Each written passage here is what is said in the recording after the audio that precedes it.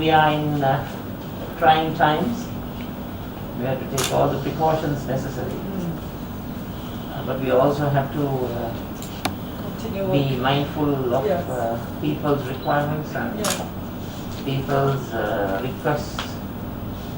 So, doing democratic politics in a COVID environment is very, very challenging.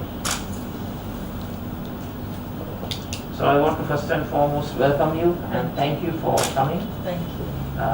Right at the outset, let me be very upfront. I have been meeting all the foreign representatives of nation states and making a very humble request to support the Sri Lankan health system, to cater to the ever-growing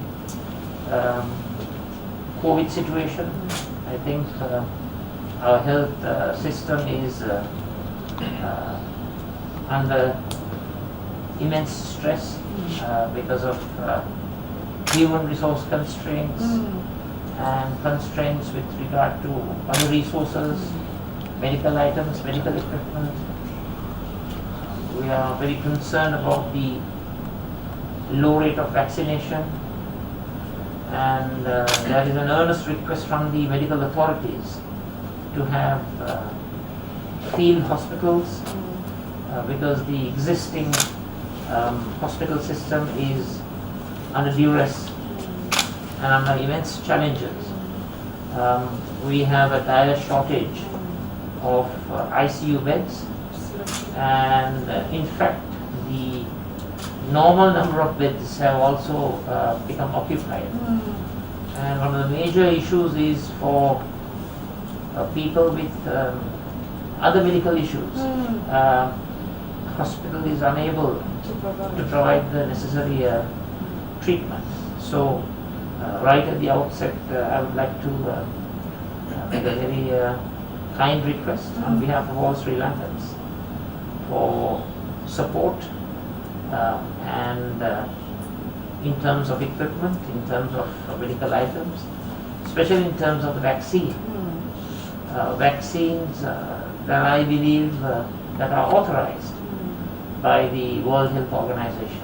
And that is very important because we want to do our best for our people.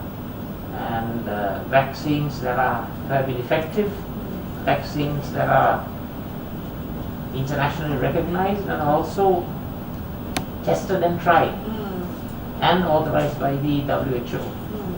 So that's basically why I was very keen on meeting you and trying to enlist the support of the UN system to help Sri Lanka's the health infrastructure, which is actually struggling right now. I hope that we have reached the climax and we are on a downward trend, but daily figures are pretty bad. Not yet. And we all know what has taken place in our neighboring countries. Yes. And we are quite alarmed and we are sad about what's happening in India, but we are also very, very concerned about the situation in our country. So let me tell you that we in the opposition are in the SJB, we are of one view. That is, we have taken a purposeful decision to talk to all the international institutions and personalities and representatives of governments to join in the chorus of help and assistance. So please, we would like you all to participate in the provision of medical items, equipment and relief for the people of our country. Excellent, thank you very much. This is very, very important actually, and I would like to update you a little bit on what is happening also. So, as the UN, we have a responsibility of providing up to 20% of the population with vaccine. The original plan that it was going to come through COVAX, thanks to the support of WHO and UNICEF. We are supposed to have gotten 1.4 plus million dose of AstraZeneca. That is the agreement between the UN for Sri Lanka. However, unfortunately, we were only able to get 263,000 doses as a first batch. We are still committed to give the rest. We will give the rest. But we had planned originally that we give all by end of May. Now we know that it is going to take a little bit of time, and it will come in staggered approach until the end of the year. So it's not that it's not coming, it's coming, but staggered, and it will take a longer time. Now why is that? Because of course what's happening exactly in India. Because most of the vaccines that COVAX facility was counting on was from the India. And now India facing their own challenges and also facing some of the problems of their raw material, I think coming from the US and all this. This is where the problem is. But we're getting it, but it's going to be delayed. So this is number one. But at the same time, UNICEF right away these days, they are supporting the hospitals and the Ministry of Health with oxygen, equipment, and thanks also to support from our development partners like Australia, who have provided extra funds for us to support on that. Second, maybe to reduce maybe you can also encourage to reduce the pressure on the hospital. Those with asymptomatic and mild, this can be treated home, like everywhere in the world, so that you can leave extra space for the beds for those who are in serious cases. So I think this also will be good. It is a peak, as you rightly said, everywhere, but you saw, for example, Europe is now dealing with it. It's opening. They've taken very strong lockdowns arrangements, and they were able to vaccinate all their people. So I think this is, so we can see the light at the end of the tunnel, at least in Europe. So this is a good sign for us. That's what I want to say. But we are on a daily basis, we are following WHO, UNICEF, and myself with COVAX on to start, even if staggered number of vaccine, but to start, We will know in 2 weeks how and how much we will get and when. But we are committed to 1.4 million. That's the 20%. That's yes, approximately 20%, yes. Is there any possibility of getting support in terms of ambulances, field hospitals, where at least as a transient measure that can ease the pressures on the existing health system?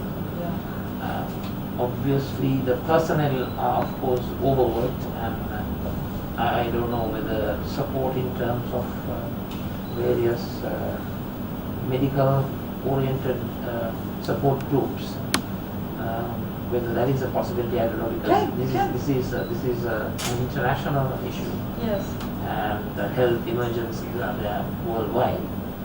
So in such a situation, I wonder whether there's adequate personnel to come and help the local medical infrastructure. Most importantly, what I have heard is there are some shortages of important drugs, and also the requirement of ventilators is quite high. ICU beds is also quite high. Yes. And as you may know, ICU beds cannot just be implemented through equipment. Yes. You need to have the requisite medical personnel per bed, I believe. So in whichever way that the UN system can help, we as the opposition join the chorus of requests to support our country. And we have taken a purposeful decision to ensure that party politics and political differences are put aside temporarily as far as the COVID relief effort is concerned, both in terms of economic relief and health relief. So once again, I want to thank you for coming. And I want the main purpose of this meeting was for the SJV as the main opposition to make the very humble request and appeal for help for the Sri Lankan medical sector, so that there are lesser fatalities in our country. if possible, zero fatalities, and try to reduce the numbers who are infected. And we have an efficient system of servicing the COVID needs, the needs of the COVID patients from country.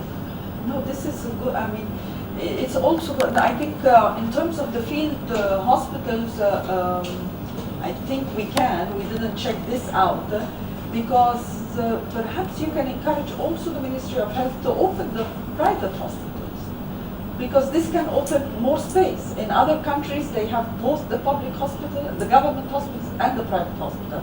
Here we're focusing only on the government for now, and perhaps because of the pressure now, we can open it to private hospitals as well, because they would at least have the IC units ready rather than setting up new field hospitals.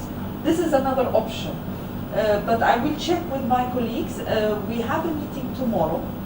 The Ministry of Health had sent us some the requirements. We have a meeting tomorrow with all the development partners, and let me maybe I'll send you a note to what is the approximate then contribution that we will be giving all of us based on the new requirement from the ministry. Thank you very much. Yeah.